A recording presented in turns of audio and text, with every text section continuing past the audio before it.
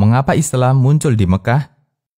Ada dua latar belakang pertanyaan semacam ini disampaikan. Pertama, dalam rangka menggugat ketetapan Allah Ta'ala. Bertanya tentang latar belakang semacam ini pernah dilakukan orang musyrikin Quraisy. Allah ceritakan dalam Al-Quran, yang artinya, mereka berkata, mengapa Al-Quran ini tidak diturunkan kepada seorang besar dari salah satu dua negeri, Mekah dan Taif ini? Lalu dibantah oleh Allah di lanjutan ayat, apakah mereka yang membagi rahmat dari Rabb-Mu? Quran Surat Az-Zukhruf ayat 31 dan 32. Allah yang menciptakan, Allah yang memiliki, dan Dia yang paling berhak untuk memilih. Dia yang paling berhak menentukan di mana Allah akan mengutus Rasul-Nya sallallahu alaihi wasallam.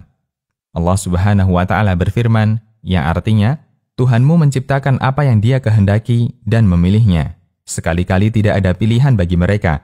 Maha suci Allah dan maha tinggi dari apa yang mereka persekutukan. Quran Surat Al-Qasas ayat 68. Meskipun jika Allah berkehendak, Dia mampu untuk mengutus Rasul di semua daerah. Allah Subhanahu wa Ta'ala berfirman, yang artinya, jika aku menghendaki, aku akan mengutus seorang Rasul di setiap daerah. Quran Surat Al-Furqan ayat 51. Namun Allah hanya memilih satu tempat untuk posisi munculnya sang utusannya. Kemudian, pertanyaan yang diajukan orang musyrik hakikatnya bukan pertanyaan karena menolak tempat, tapi pertanyaan karena latar belakang menolak kebenaran. Sehingga andaikan Nabi SAW diutus di Yaman, mereka akan mempertanyakan, mengapa Nabi diutus di Yaman? Bukankah masih banyak tempat lainnya? Dan sinonim yang sama juga bisa terjadi ketika beliau diutus di Indonesia sekalipun. Allah memilih karena hikmah.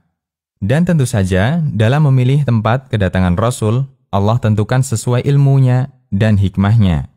Karena Allah tersucikan dari tindakan sia-sia, apalagi hanya untuk main-main. Allah Subhanahu wa Ta'ala berfirman, yang artinya, apakah kamu mengira bahwa sesungguhnya kami menciptakan kamu untuk main-main saja, dan bahwa kamu tidak akan dikembalikan kepada kami? Maka Maha Tinggi Allah, Sang Raja Al-Haq. Quran Surat Al-Mu'minun, ayat 115 dan 116. Kedua, dalam rangka menggali hikmah, mengapa Allah memilih Mekah sebagai tempat munculnya Islam. Banyak ketetapan Allah yang sebenarnya makhluk tidak memiliki kepentingan dengannya, dalam arti, makhluk tahu maupun tidak tahu, sama sekali tidak menambah ketakwaannya kepada Allah. Bisa jadi, pertanyaan yang hanya sebatas kepo untuk sesuatu yang tidak ada kepentingan dengannya, termasuk tindakan kurang beradab. Karena itulah, kami tidak pernah menjumpai ada sahabat yang mempertanyakan hal ini. Sementara mereka adalah manusia yang paling haus tentang ilmu agama. Dan mereka memiliki guru yang paling istimewa, yaitu Rasulullah Sallallahu Alaihi Wasallam. Tanggung jawab kita, bagaimana bisa bertemu Allah dengan selamat? Sementara alasan mengapa Allah mengutus Rasul-Nya dari Mekah, kita serahkan kepada Allah yang Maha Tahu. Allah Subhanahu wa Ta'ala berfirman, yang artinya, Allah lebih mengetahui di mana Dia menempatkan tugas kerasulan. Quran Surat Al-An'am ayat 124. Meskipun bisa saja orang mencari hikmah di balik diutusnya Rasul dengan tujuan untuk menguatkan iman. Sebagian referensi menyebutkan beberapa hikmah besar mengapa Allah mengutus Rasul-Nya Muhammad sallallahu alaihi wasallam di Mekah. Pertama, orang Mekah dikenal sebagai orang yang ummi, tidak bisa baca tulis. Termasuk Nabi sallallahu alaihi wasallam sendiri adalah orang yang tidak bisa membaca dan menulis. Sementara kehadiran beliau membawa mukjizat terbesar yaitu Al-Quran.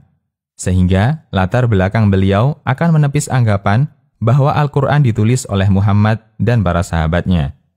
Kedua, di masa jahiliyah sudah ada kekuatan besar yang menjadi negara adidaya, Romawi dan Persia. Sementara Jazirah Arab jauh di selatan terpisah dengan gurun mematikan dengan Romawi dan Persia. Di samping Jazirah Arab sendiri tidak terlalu bisa diharapkan akan menghasilkan keuntungan dari sisi pertanian, sehingga Romawi dan Persia tidak ada nafsu untuk menaklukkannya. Kondisi ini sangat menguntungkan dari sisi tantangan dakwah, karena Islam datang di luar wilayah negara adikuasa, sehingga tidak mengalami tantangan dari penguasanya.